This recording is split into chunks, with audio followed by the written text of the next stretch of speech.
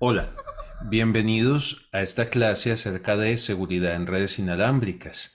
Pues las redes inalámbricas pasaron de ser prácticamente un lujo en el año 2000, que fue cuando se crearon, a ser una necesidad en la actualidad. En los años 2000, cuando recién salieron, a uno le tocaba especificar que su computador viniera con tarjeta para Wi-Fi. En este momento, pues uno tiene esa tecnología como natural. Sin embargo, pues esa tecnología como tal no viene sola, es decir, ha venido con una serie de debilidades y de ataques potenciales que vamos a estudiar en este video junto con los diversos mecanismos de seguridad que podríamos lograr allá. Entonces, comencemos. Acá tienen ustedes pues algunos o los estándares para redes inalámbricas locales. Ahí pueden ver ustedes, esto es una sopa de letras completa, pues tanto será así que la Wi-Fi Alliance decidió ponerle nombres con números para que resulte pues digamos como más corto y más conciso. Acá en el cuadro me hace falta Wi-Fi 7, que en este momento pues todavía no tiene amplia difusión, apenas están empezando a fabricar pues enrutadores y pues es todavía muy caro. Entonces, digamos que la mayoría de las soluciones que en este momento se consiguen en el mercado colombiano son Wi-Fi 5, es decir, en el sentido de soportar pues digamos más de 500 megabits por segundo en la banda de 5.15 gigahertz.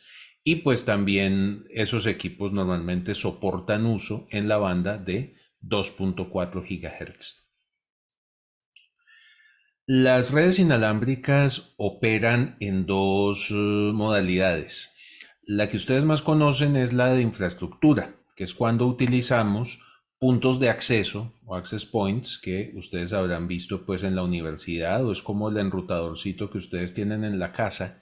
Sencillamente él actúa como un puente entre el mundo inalámbrico y ya el mundo alambrado o las redes alambradas, pues donde ustedes tienen todos sus equipos conectados.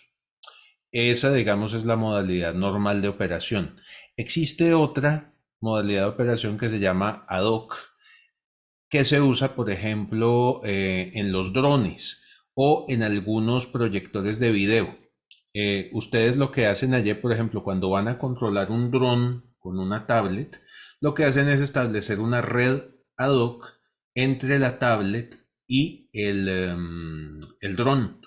O cuando van a proyectar imagen en ciertos proyectores, ustedes entonces establecen una red ad hoc entre el proyector y el computador. Entonces son redes que son punto a punto, pues los equipos se conectan unos a otros sin mediar access point.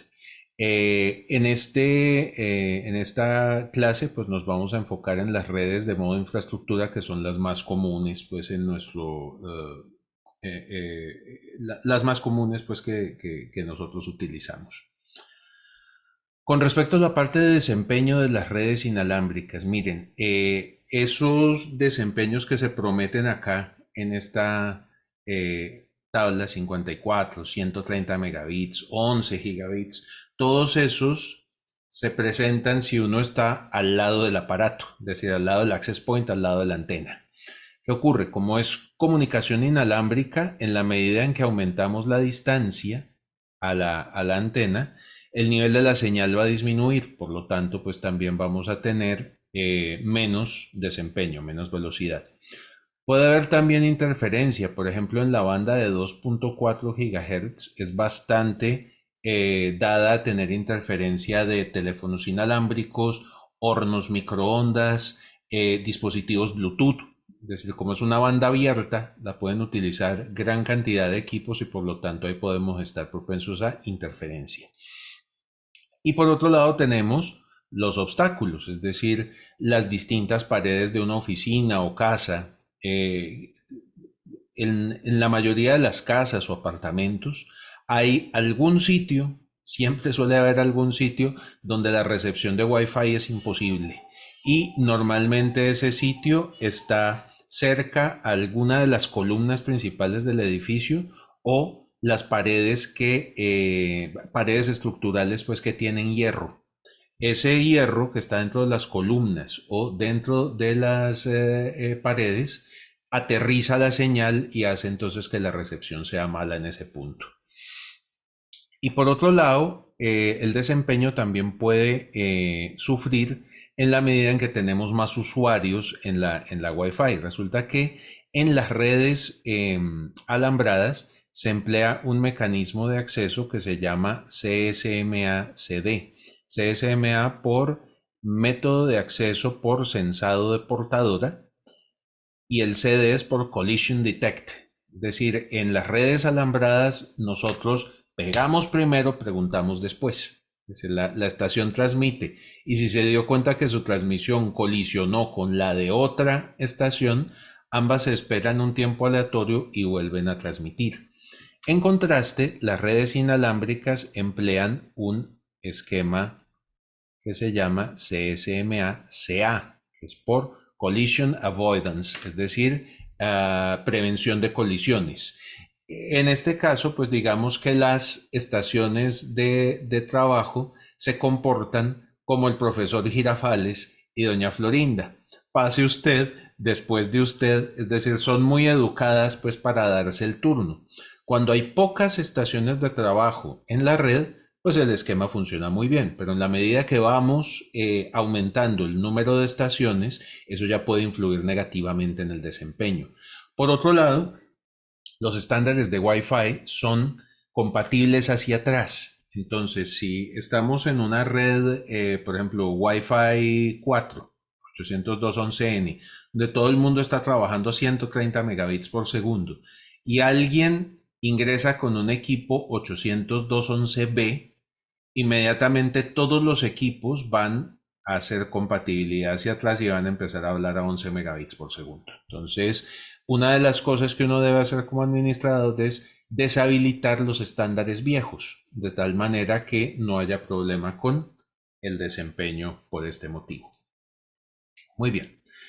La gran debilidad que presentan las redes inalámbricas, a pesar de toda su conveniencia, es la siguiente. De acuerdo con la norma de Wi-Fi, la señal debe ser visible a un máximo de 100 metros a la redonda. Eso quiere decir que si nosotros instalamos un punto de acceso en nuestra casa, 100 metros a la redonda los vecinos van a poder ver nuestra red. No solamente los vecinos, cualquier hacker, cualquier persona que pase por la calle. En los edificios uno también se da cuenta, es decir, ustedes lo habrán podido ver en su casa, vivan ustedes en casa, vivan en apartamento, ustedes ven en la lista de redes de Wi-Fi las redes de todos sus vecinos. Entonces, el hecho de que sean visibles, pues por un lado, hace ver que allí tenemos una red, tenemos información y por lo tanto, pues pudiera ser algo jugoso para los hackers. Por otro lado, los puntos de acceso vienen por lo general con lo que se llama antenas omnidireccionales, es decir, antenas que emiten por igual hacia todos lados, lo cual en ciertos casos no resulta conveniente. Hay muchos casos en los cuales no se cambia la configuración de fábrica y uno lo ve. Ustedes podrán ver redes de vecinos que de pronto se llaman Android AP. Ustedes también ven redes que se llaman iPhone, redes que se llaman Netgear, redes que se llaman TP-Link. Esas son todo indicativo de personas que sencillamente sacaron el equipo inalámbrico de la caja, lo conectaron, ¡ay, qué rico funciona! No le hicieron ningún cambio, entonces eso nos puede dejar en una situación de desprotección. Como consecuencia de esto, pues se han popularizado lo que se llaman las prácticas de world driving, que consiste en localizar puntos de acceso inalámbrico desde un vehículo en movimiento. Para ello, ¿qué necesitan ustedes? Miren, sencillo. Un portátil con una tarjeta inalámbrica. Si la tarjeta es externa y permite antena externa, muchísimo mejor. Hay antenas de muy buena ganancia y muy direccionales que se pueden hacer, como aparece acá, con un tarro de papas Pringles. El software, que es gratuito, pueden utilizar Kismet, pueden utilizar Kali Linux, Wi-Fi Slacks, cualquiera de estas, y un GPS que en este momento cualquier teléfono celular tiene. El resultado de eso va a ser entonces un mapa como el que nos ofrece wiggle.net, que voy a entrar a mostrarles ahora. Listo. Aquí tienen ustedes el sitio de wiggle.net. Se darán cuenta, este de acá, o esto que aparece acá, es la ciudad de San Francisco. Y todos esos puntitos morados que aparecen ahí son redes Wi-Fi que se han detectado pues por personas que han manejado por estas calles. Ahí ustedes pueden ver cómo la estructura de las redes Wi-Fi o el sitio donde están las redes Wi-Fi delata la presencia de las calles. Es tremendo, pues miren la cantidad de puntos de acceso que hay en una ciudad como esa. Si nosotros hacemos pues zoom out y nos vamos acá a nuestro país, a Colombia, miren, igual se ven concentraciones altas de access points sobre las ciudades principales. Y si nos vamos acá a la ciudad de Cali, miren que aparecen delimitadas como las calles principales de la ciudad. Acá está, por ejemplo, la autopista La Simón Bolívar, tenemos la autopista Sur, acá está la Circunvalar, está la Quinta, etcétera. Entonces, miren que ahí podemos ver, pues, que prácticamente en todos los países se ha hecho esfuerzo, pues esto es hecho por voluntarios que lo que hacen es manejar alrededor sencillamente pues para enterarse de cuántas y cuáles redes inalámbricas hay. Si nos metemos acá por el menú de Stats, acá vamos a poder ver también información muy interesante. Ya podemos ver, por ejemplo, la base de datos a día de hoy contiene 1040 millones de redes distintas pues que se han podido detectar. Esta gráfica de acá me parece preocupante. ¿En qué sentido? Miren, cuando Wiggle lo inauguraron, eso fue alrededor del año 2000, fíjense que en ese momento el 64% de las redes estaban desprotegidas y solamente había por ahí como un 35% que estaba cifrado con una tecnología que en este momento es obsoleta, que se llama web. Si nosotros nos vamos al día de hoy, acá, observen que hay en este momento un 2% de redes que están sin cifrado, es decir, están abiertas. Uno diría 2% es poquito, pero si estamos hablando de 1040 millones, quiere decir que estamos hablando de 20 millones de redes que están desprotegidas. Ahí entonces empieza a verse ya como un número importante. Hay un 17% de esas redes que están en un estado de protección desconocido. Tenemos un 80% de redes que están cifradas, de las cuales un 3.61% emplea web, que es un esquema obsoleto, y 3.5% emplea un esquema que también está obsoleto, que es WPA.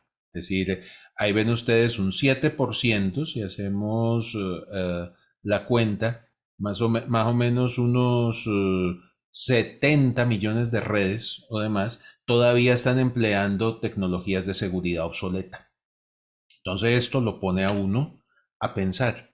Si nosotros nos vamos por acá por esta otra pestaña de fabricantes o demás, miren los puntos de acceso con nombres comunes. Android AP, que les decía, Netgear, iPhone, D-Link, etcétera. Entonces, hay todavía a este respecto mucha ignorancia con respecto a lo que es tener una red inalámbrica segura, y es papel nuestro educar a la gente precisamente para que pueda proteger su información.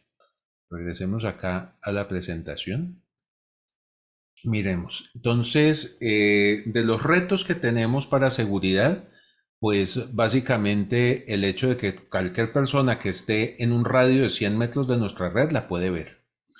Esta otra, Cuando ustedes están conectando a una red inalámbrica, ¿están seguros de que se están conectando a la red correcta? Es decir, cuando en la universidad ustedes se conectan a la red que está titulada como pública, ¿están seguros de que se están conectando con la red de la universidad? ¿O de pronto pudieran estarse conectando con una red maliciosa que alguien pudiera haber puesto en una piña Wi-Fi? Ustedes no lo saben. ¿Por qué? Porque la red de la universidad no efectúa autenticación.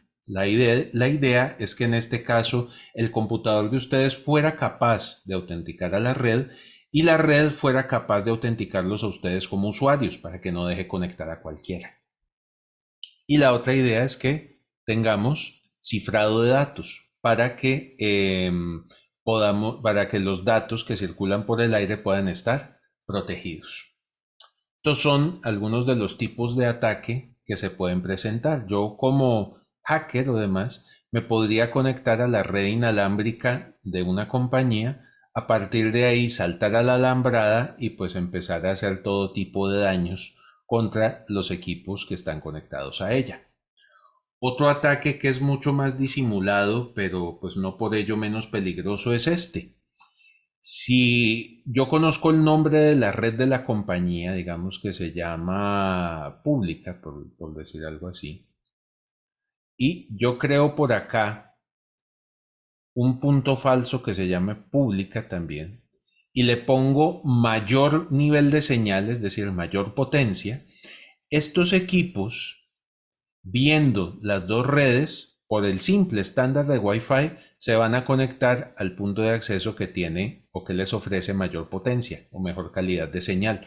Por lo tanto, estos equipos inalámbricos se van a conectar a mí y yo les podría hacer cualquier cosa. Este tipo de ataque se le conoce como el Evil Twin, es decir, el gemelo malvado. A raíz de eso, entonces se pueden presentar cosas como denegación de servicio, acceso no autorizado a nuestra información, robo, inyección de software maligno o podrían utilizarnos de manera gratuita el Internet. Hay mucha gente que es muy liberal a ese respecto y deja abierta la red de su casa y dice, no, no, a mí no me importa que la gente utilice mi red para navegar, pues finalmente quiero compartir eso. Si lo utilizan para navegar, venga y pase. Pero si utilizan la red de ustedes para difundir spam o para poner un sitio de pornografía infantil o cosas de esas, ahí ya la cuestión es más delicada porque podrían a ustedes acusarlos de ser vehículo de ese delito. Entonces, por eso es importantísimo, digamos, en este caso, mantener también bien asegurada la red de la casa.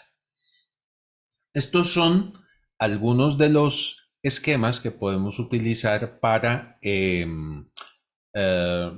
asegurar las redes inalámbricas. Vamos a ver cada uno de ellos en detalle. Miren, la primera es cambiar las famosas antenas omnidireccionales con las que vienen los puntos de acceso por ejemplo, una antena direccional. Una antena direccional lanza un rayo de energía bastante cerrado, de esta manera, y estas son muy convenientes, por ejemplo, para establecer enlaces punto a punto. Las antenas de sector lo que hacen es, por ejemplo, si ustedes tienen un cuarto así, cuadrado, listo, ustedes pueden poner acá en la esquina una antena de sector que cubra 90 grados. De esa manera, digamos, toda la habitación va a quedar cubierta. De pronto algo aquí de para afuera, pero en este lado, por acá y por acá por este otro lado, prácticamente no vamos a tener señal. Entonces, esa es una manera de limitar el acceso a la red, cambiando el patrón de radiación de nuestros access points. El segundo, cambiar la potencia de emisión, es decir, a menor potencia, pues vamos a tener un menor radio de cubrimiento. El lío ahí es que muchos access points no permiten cambiarla. Sin embargo, si ustedes le cambian el firmware al punto de acceso, puede ser posible hacerlo. Existe una distribución de Linux que se llama DDWRT, aquí la tienen ustedes, que es que se comporta como firmware para un enrutador inalámbrico. Entonces ustedes pueden consultar si el enrutador de su casa de pronto es soportado por DDWRT y podrían pensar en cambiarle el sistema operativo para ponerle, entre muchas otras opciones que tiene DDWRT, la opción de cambiar la potencia. Este tipo de gestión de potencias pues ya lo hacen también las famosas controladoras de Wi-Fi que ahorita se emplean en las empresas. Muy bien. La otra tiene que ver con lo que se llama el SSID, que traduce por Service Set Identifier. No es otra cosa que el nombre con el que conocen ustedes la red. Por ejemplo, el SSID de nuestra red abierta de la universidad es pública. Y ustedes, pues, por ejemplo, tendrán un SSID para la red de la casa. Entonces, acá en este caso, es posible configurar el access point para ocultar el SSID, es decir, porque resulta que uno necesita conocer el SSID para poderse conectar. Entonces, si uno lo oculta, pues teóricamente podría resultar más difícil acceder. Fíjense, en esta configuración de un punto de acceso Linksys, basta con poner esta opción que dice Wireless SSID Broadcast en Disable y de esa manera queda oculto. Así es como aparecen puntos de acceso Apple. Ustedes marcarían un chulo acá donde dice Create Hidden Network, crear red escondida y listo. ¿Cuál es el problema acá? No engaña a los escáneres de redes. Entonces, ocultar el SSID es realmente un ejercicio en futilidad. Es decir, cualquier hacker que valga 2 pesos va a poder localizar la red de ustedes así tenga el nombre oculto. Entonces, ¿para qué? Mejor no ponerse a ocultar y ponernos a pensar de que estamos más seguros haciendo eso cuando en realidad no lo estamos. Muy bien, miremos ahora los distintos niveles de seguridad que se pueden lograr con configuraciones que tengamos a los access points. Bueno, el primero, este se los expliqué yo en clases pasadas, es lo que se conocería como un firewall de capa 2. Lo que hacen ustedes es crear en cada access point una lista de direcciones MAC que estén autorizadas. Aquí, por ejemplo, pueden ver en el punto de acceso Linksys que les mostré antes. Miren que aquí puede crear una lista de 20 direcciones MAC que podrían tener acceso a la red. ¿Qué problema tiene esto? Es poco escalable. Normalmente la cantidad de direcciones que uno puede poner en ese filtro es limitada. Como yo les mostraba ahí en esa pantalla de configuración, solamente 20 direcciones. Si tienen 21 equipos, uno se les va a quedar por fuera. Es propenso a errores, es decir, digitar una dirección MAC es de las cosas más cansonas, más engorrosas del mundo. Se equivocan ustedes en un solo dígito y dejaron a una persona por fuera.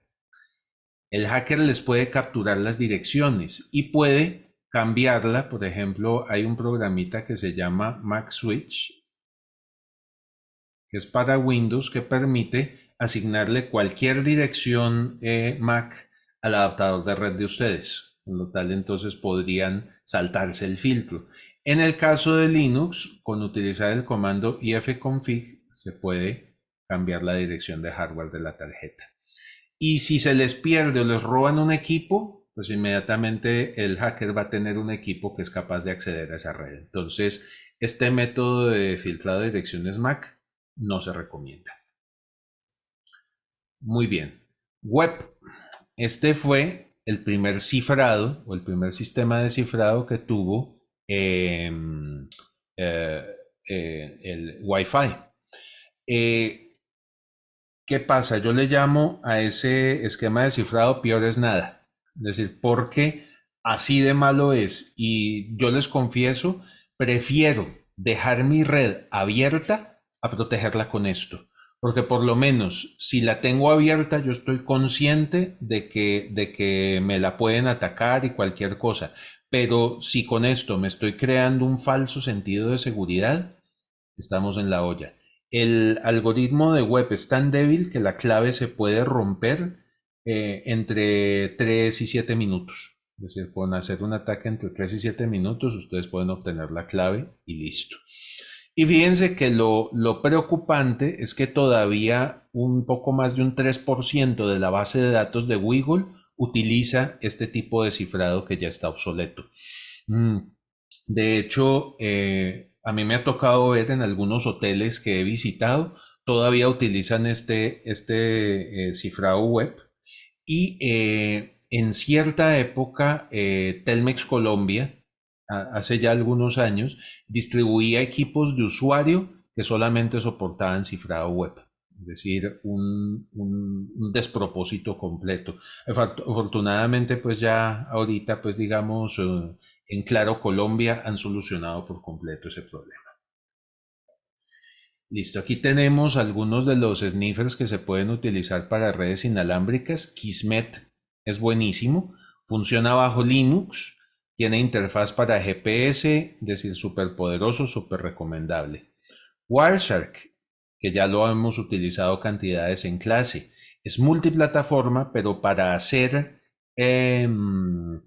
todo es decir, para poder hacer cosas más completas, es preferible utilizarlo en Linux. Es decir, porque para poder nosotros utilizar Wireshark y que capture absolutamente todas las tramas de la red inalámbrica, no solo las que vayan dirigidas a nuestro adaptador, es necesario poner el adaptador en modo monitor. Y poner ese adaptador en modo monitor puede resultar imposible de hacer bajo Windows. En Linux es facilísimo. Y aquí tenemos algunas distribuciones de Linux que podemos utilizar para hacer auditoría o ataques a redes inalámbricas. Kali Linux tiene algunas herramientas y esta otra, Wi-Fi Slacks, que es española, es especializada en herramientas para redes inalámbricas. Se las recomiendo. Es decir, bájenlas, cacharréenlas, miren cómo funcionan. Para nosotros poder entonces hacer auditoría de redes inalámbricas, podemos hacer dos operaciones. Una que se llama sniffing, que es sencillamente capturar paquetes de la red. Y la otra, cuando ya queremos, por ejemplo, romper una clave web, allá tendríamos que hacer inyección de paquetes. Para sniffing, cualquier tarjeta inalámbrica le sirve, inclusive la que viene con el equipo. Para inyección, ¿qué pasa? Las tarjetas que vienen normalmente con los portátiles traen castrada por hardware la opción de inyectar paquetes. Entonces requiere uno tener unas tarjetas con unos chipsets especiales, como por ejemplo las tarjetas alfa, que son súper compatibles, se conectan, acá pueden ver ustedes, vía USB y digamos pues es prácticamente obligatoria tener una en caso de que ustedes quieran hacer trabajo con auditoría en redes inalámbricas. Fíjense, acá está, este es el sitio web de AirCrackNG, que es la herramienta que es como el estándar de facto para hacer ataques en esas redes. Acá en Compatibility pueden ver ustedes los distintos chipsets o demás, pues, que son compatibles con las tarjetas. Aquí está, por ejemplo, el driver y demás. Y acá, pues, tenemos la referencia de una tarjeta de esas, marca Alfa, que está, pues, a la venta en Amazon. Pueden darse cuenta, $65, digamos que es un costo razonable para un equipo que les va a servir cantidades para revisar configuración y la seguridad de sus redes inalámbricas. Muy bien. Existe otro esquema pues para hacer la parte de asegurar una seguridad en una red inalámbrica, que es utilizar VPNs. De acá entonces se parte del hecho de que la red inalámbrica es insegura, por lo tanto se deja abierta. Es decir, ustedes la dejan completamente abierta, pero para poderse ustedes conectar al resto de los equipos que están en la red inalámbrica, ya tienen que conectarse a través de un gateway de VPN, como vimos en alguna de las clases pasadas. Entonces, en ese caso, el gateway de VPN se encarga de ver que todo el tráfico va cifrado. Ahora tenemos 802.1x. Este esquema nació en las redes alambradas, los switches. Entonces, los switches que soportan 802.1x, cuando ustedes lo tienen habilitado y ustedes van a conectar cualquier estación acá, la estación no obtiene servicio inmediatamente. El switch interroga a la estación y le pregunta, listo, vea, ¿está usted autorizado para acceder a esta red? Si la estación no es capaz de contestar de manera convincente, este acceso se niega. Y pues si está permitido, pues entonces sí se le va a dejar navegar al usuario. En redes inalámbricas, entonces también se ha empleado este tipo de acceso. Allí entonces lo que se utiliza es un protocolo especial que se llama EAP, que traduce por Extensible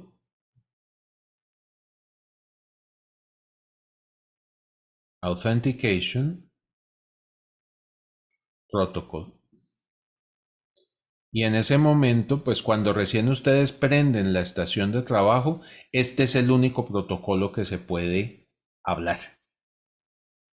¿Cómo funciona o cómo está determinado eso? Miren, el equipo inalámbrico que ustedes tienen por acá tiene lo que se llama un suplicante 802.1x. Se llama suplicante porque suplica que le den acceso por favor a la red para poder trabajar, etc. Y como les decía, en un inicio el único protocolo permitido sobre la conexión acá entre el portátil o el equipo móvil y el access point es EAP. Y en la red inalámbrica hay lo que se llama un servidor radius. El servidor radius que contiene nombres de usuario, credenciales, es decir, la manera como yo voy a hacer para autenticarme contra la red. Y el funcionamiento es el siguiente, miren. Cuando ustedes recién prenden el equipo se identifica al access point y dice, listo, mire, yo quiero acceder a la red. El access point entonces le dice, vea, deme su identidad. El suplicante entonces procede a responder con la identidad, el nombre de usuario y demás. El access point le pasa esa solicitud al servidor Radius y el servidor Radius entonces dice, ok, vamos a ver si este tipo está autorizado o no para acceder a la red. Y el access point entonces le hace llegar esa solicitud al suplicante. El suplicante contesta con las credenciales. El access point le manda esas credenciales al servidor Radius y el servidor Radius entonces se va a fijar si realmente el usuario tiene acceso. Si sí lo tiene, entonces va a contestar con un mensaje que se llama Access Accept y si no está autorizado, contesta con un mensaje que se llama Access Reject. Pues asumamos que en este caso todo estuvo correcto y el mensaje es Access Accept. Entonces, en ese momento el access point dice todo está bien, bienvenido. Entonces se negocian y se distribuyen unas claves dinámicas para cifrado. Finalmente nuestro equipo móvil hace DHCP y a partir de ese momento ya puede navegar por la red. Entonces ahorita vamos a ver cómo funciona todo eso. Voy a explicarles ahorita los estándares más modernos. WPA, como les decía, ya también está obsoleto. Corregía las debilidades criptográficas de web y tenía la característica de que era actualizable por software, de tal manera que se lo podía parchar en caso de que hubiera algún problema.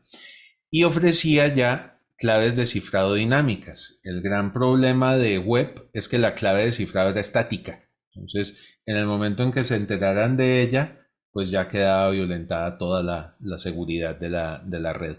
Acá, con este protocolo TKIP que se trabaja en WPA, las claves se cambian cada 5 minutos.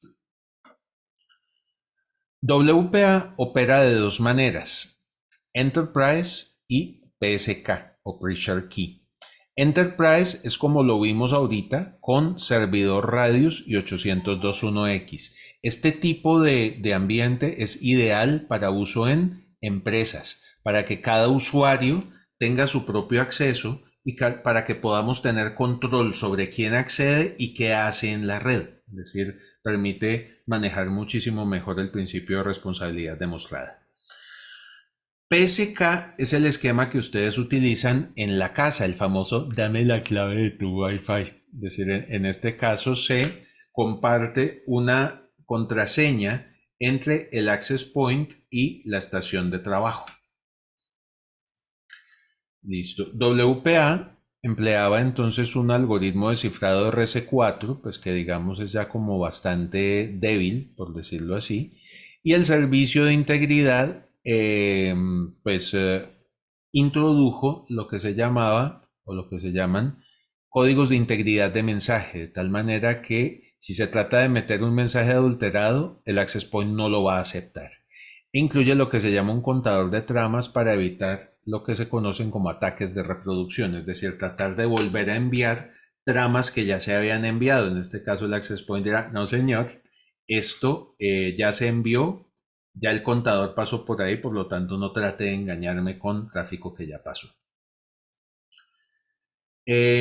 En el caso de la modalidad PSK, entonces esa clave o passphrase compartido varía entre 8 y 63 caracteres. Yo siempre les recomiendo poner una clave larga que tenga por ahí unos 20 caracteres. ¿Por qué?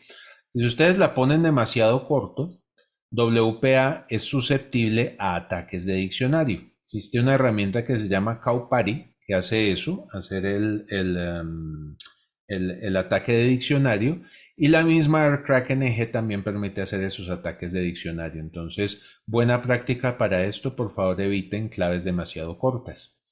Otra posibilidad es emplear lo que se llama WPS.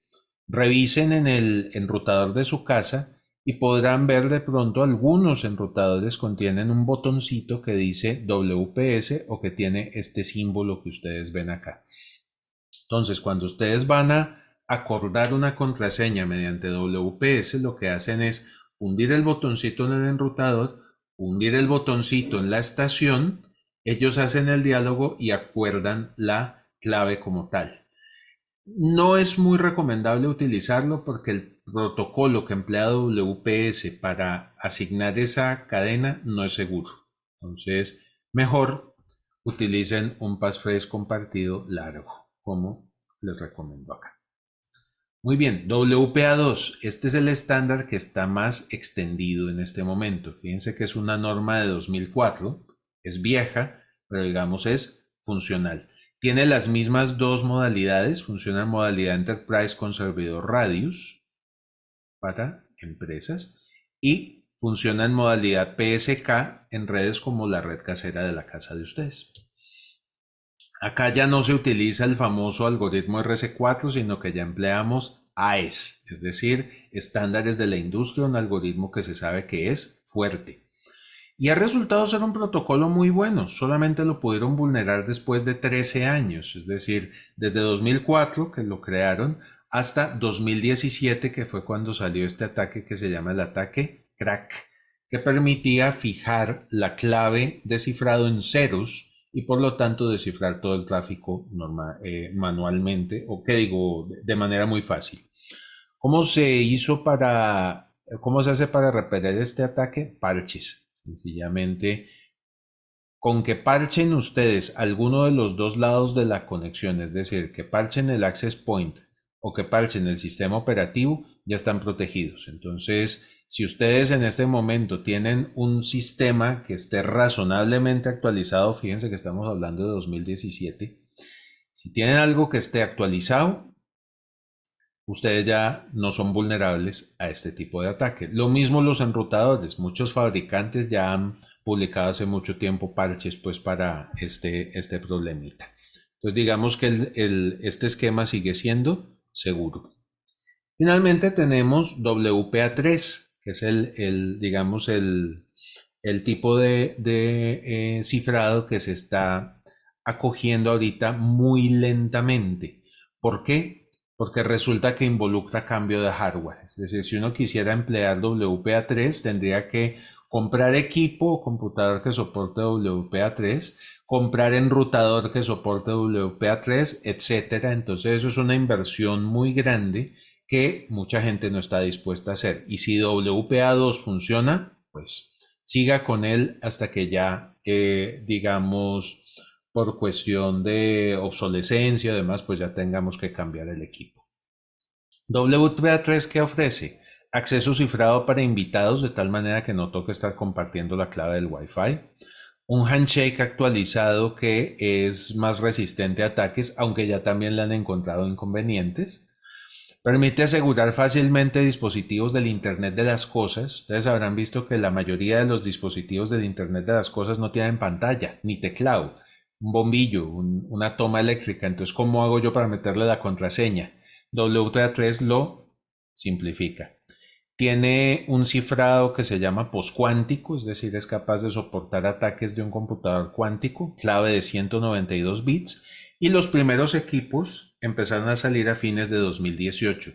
Sin embargo, si ustedes se fijan en Wiggle, se darán cuenta que el cubrimiento de estas redes es apenas del 0.1%. Es decir, tenemos menos de 1 millón de redes en esa base de datos que soportan este estándar. Entonces, va a ser algo de una adopción muy lenta. Ok, ya en conclusión, para ir cerrando, ven ustedes que es muy fácil quedar con una configuración inalámbrica insegura con los consiguientes riesgos que tiene esto pues para la empresa o para el hogar. Afortunadamente, pues ya la tecnología nos permite tener una configuración segura fácil. Consejos que les doy acá: en sus redes caseras, asegúrense de utilizar WPA2 PSK con passphrase largo. En redes corporativas, como les digo, por el principio de responsabilidad demostrada, sería bueno utilizar WPA2 en modo Enterprise. Y la otra cosa que se necesita es tener bien parchaditos los sistemas operativos y los dispositivos para evitar vulnerabilidades como crack, que les comentaba ahorita. Ya cuando ustedes vayan o estén encargados, pues digamos, de establecer una red a nivel empresarial, asegúrense de que el tipo de autenticación que ustedes hacen sea funcional, es decir, que no se ve, que los usuarios no lo vean como un obstáculo. Y nosotros, pues como administradores, pues debemos ver que las credenciales se mantengan seguras, que la autenticación sea mutua, es decir, que la red autentique al usuario y el usuario a la red, que las claves de cifrado sean dinámicas, es decir, que cambien cada X tiempo para evitar vulnerabilidades de este tipo, que sea fácil de gestionar, fácil y rápido de implementar, es decir, que a nosotros también nos facilite la vida. Cuando uno va a comprar hardware de este tipo, uno muchas veces, o presionado a veces por los proveedores, uno escoge primero el hardware. Graso error, porque pueden quedar ustedes encañengados con unos equipos que no les van a servir para la aplicación que ustedes necesitan. Entonces, lo primero que ustedes deberían hacer en este caso es elegir el método de autenticación. Una vez que ya eligieron cómo se van a autenticar, elijan el software para el servidor y para los clientes. Y una vez que ya tengan eso elegido, entonces elijan el hardware y de esa manera van a la fija. Bueno, muy bien. Eso entonces sería todo por ahora. Este es el fin de la clase. Cualquier pregunta, pues la podemos ver la podemos resolver en clase en vivo. De nuevo, muchas gracias por su atención y que estén muy bien.